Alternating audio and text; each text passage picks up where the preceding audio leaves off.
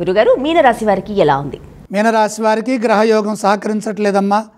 ప్రధాన కార్యాల్లో ఏకాగ్రతతో పనిచేయాలి. ముందస్తు ప్రణాళికలు సిద్ధం చేసుకోవాలి.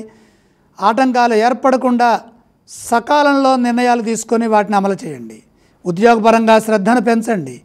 ద్వేషభావంతో కొందరు ఇబ్బంది కలిగించాలని ప్రయత్నం చేస్తారు. ఓర్పు వహించండి. శాంతంగా ఉండండి. సామరస్యపూర్వకంగా సంభాషిస్తే ఏ ఇబ్బంది రాదు. సకాలంలో పనులు ప్రారంభించి మీ బాధ్యతలను మీరు పూర్తి చేయడం ద్వారా మేలు జరుగుతుంది. వచ్చిన అవకాశాన్ని సద్వినియోగం చేసుకోండి.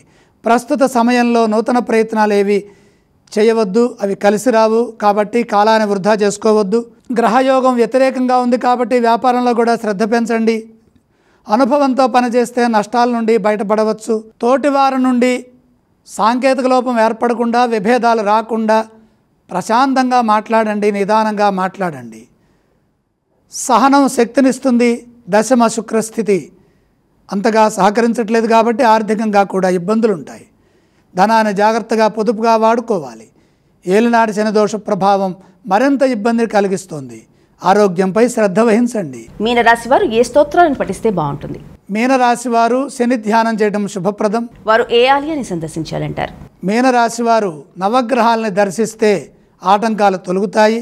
వారు ఎటువంటి దానాలు చేయాలి గురుగారు? నవధాన్యం అగ్ని భగవానుడికి అర్పించి నమస్కారం చేయటం ద్వారా శుభప్రదమైన ఫలితాలు లభిస్తాయి.